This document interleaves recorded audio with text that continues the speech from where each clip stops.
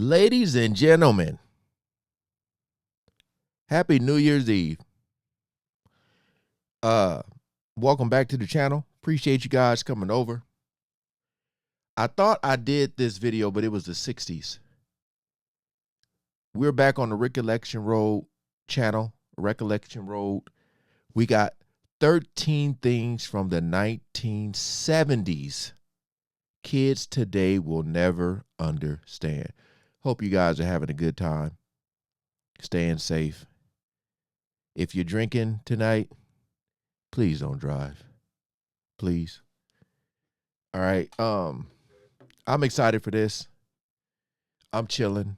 Tomorrow, New Year's Day, I might go live to say what's up to y'all.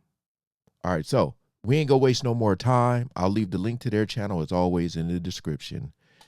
Shout out to all the good humans. Look, I'm super comfortable, y'all. Super duper.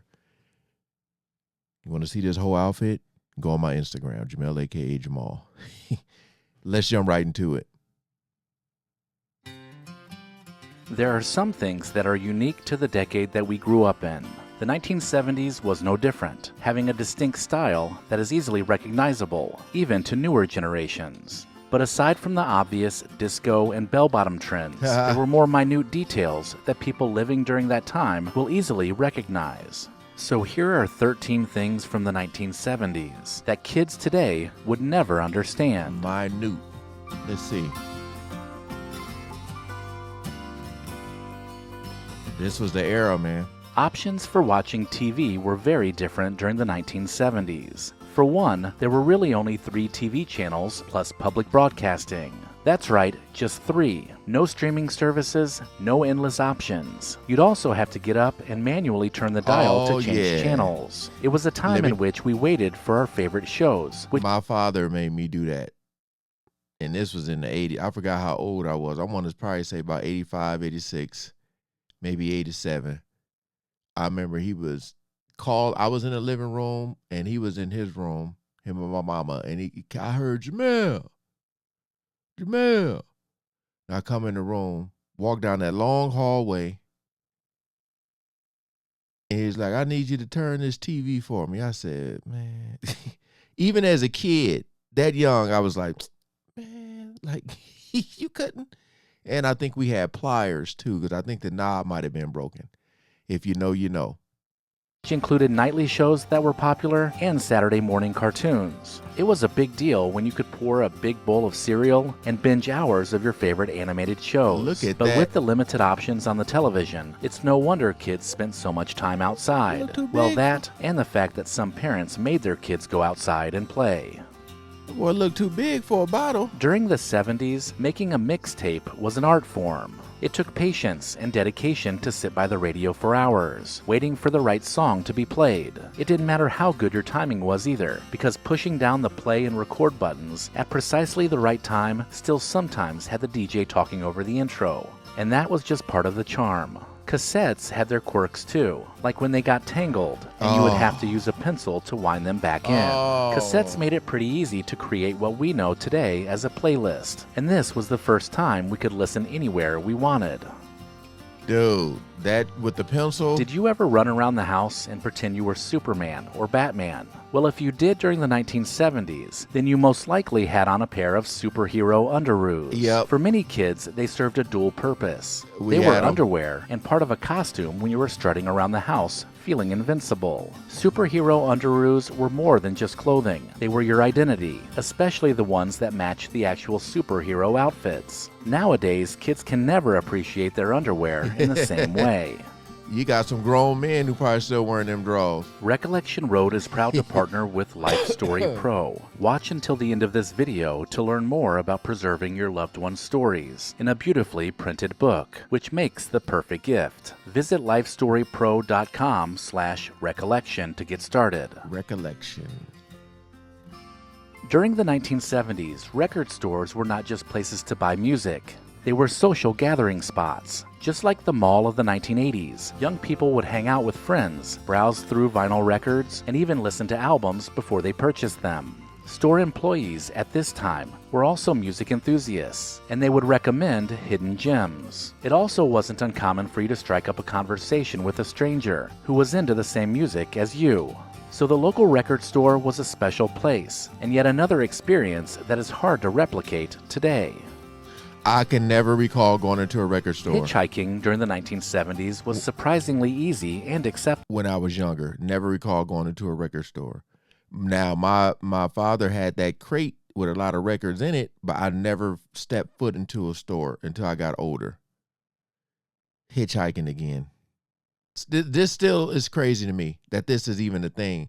Like I said, you got Uber and Lyft and all that, but just to stick your thumb out and get in a car with a stranger like that, again, with all that serial killing going on, it's still so crazy to me.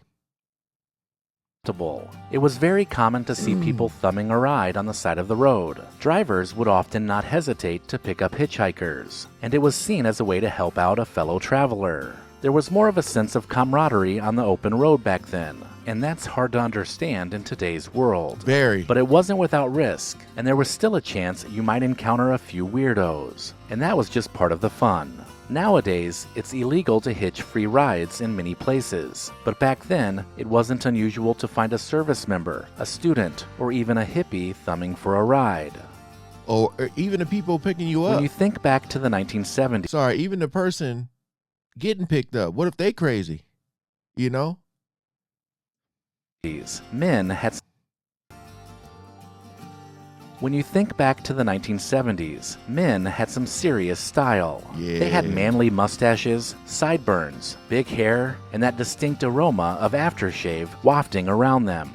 It was all about the macho look, and men took their grooming pretty seriously.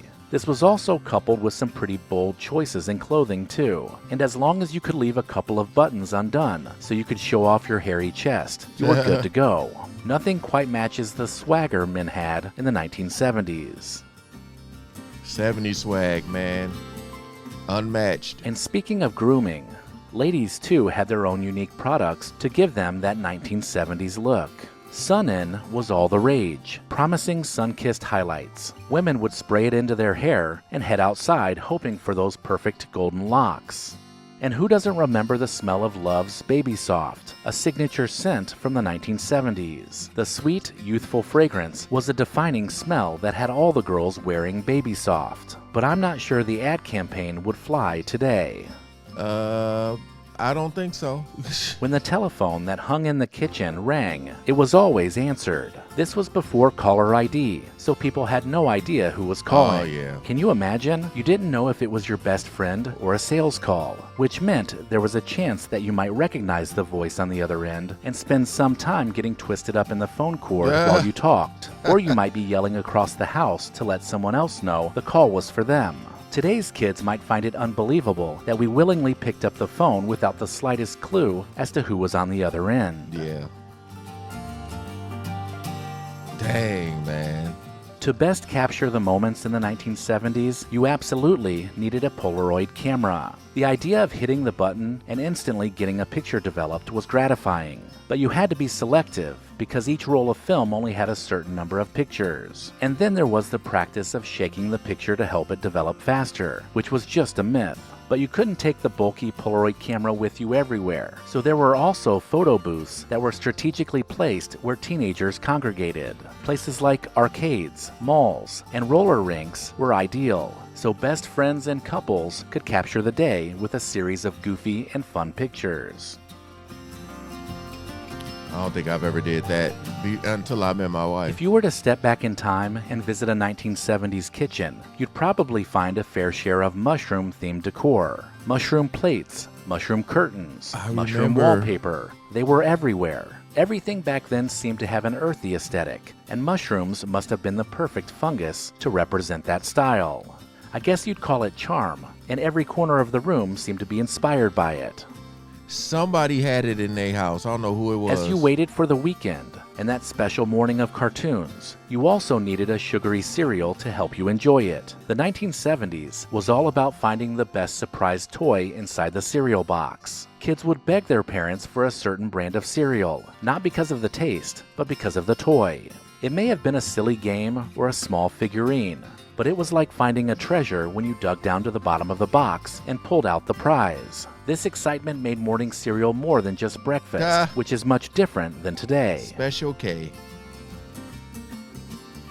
Opening a beer or soda can in the 1970s was a bit different than what we are used to today. You'd pull the ring back and peel back the aluminum tab. And back then, most of the tabs were just tossed on the ground. These sharp pieces of discarded metal were a nuisance, especially on beaches or places where you might walk barefoot. These pull tabs were just another hazard that we faced, and the tops would change shortly after to the more familiar stay tab that we recognize today. But it was still all part of the fun of living in the 1970s. Dude. Last but not least, school lunch in the 1970s wasn't complete without a trusty metal lunchbox and the matching thermos. Yep. These lunchboxes not only showed off our favorite characters from pop culture, but they often also had their fair share of rust on them too. Any ding or scratch would quickly rust over, and our parents didn't seem to mind either. Remember the smell of opening a metal lunchbox after a long, hot day? Kids today, with their ice packs and insulated lunch bags, will never fully understand what it was like to grow up in the 1970s. At all. Let me know in the comments if I missed anything, and make sure to sign up for the Recollection Road newsletter using the link in the description. What another great video, man. It just goes to show you how much everything. I thought about that too. I was like, golly, you would go to school if you packed a lunch with no ice, no nut, like just in the heat, in your bag, in the heat. I had lunch tickets though. But I'm just tripping out, man. Like a lot of this stuff I feel like it made us more like grateful and thankful. That's why I think when we look at what's going on today, it's just kind of, you just shake your head at some of the laziness, you know. Some stuff is convenient and makes it easier, faster than then you got stuff that just make people lazy. I mean, you know, the amount of time people spend on their phones, just all that stuff. Like if you look back in the day, people would cross the street kind of like, you know, they would walk across the street kind of looking at each other or talking, having a conversation as they're crossing the street. And now you got people just looking down, not even knowing what's in front of them. Or if a car is coming, nothing, you know. I remember it was a video of this lady on her phone and she was like in a mall. I forgot where she was, but she walked right into a fountain and fell into it because she wasn't paying attention. And instead of like, you can see the concern on her for her phone. Like, oh my God. You know, they make these phones like waterproof, but she got out like checking her phone still, you know, just dripping. But another cool video, man. I just feel like, although I'm an 80s baby, I feel like I would have thrived if I was like in my 20s, in the 70s. Oh man, you couldn't tell me nothing. I'd probably be dancing in the club Monday through Sunday. Or at the roller skate.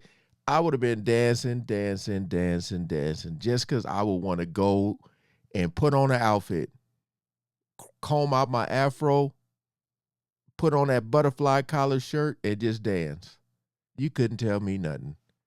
But all right, hey, again, appreciate you guys coming over. Hope you all enjoyed. If so, leave a like, comment, share, subscribe. And yeah, also comment below what was your favorite part of the 70s, if you can think back. Please. All right, peace out.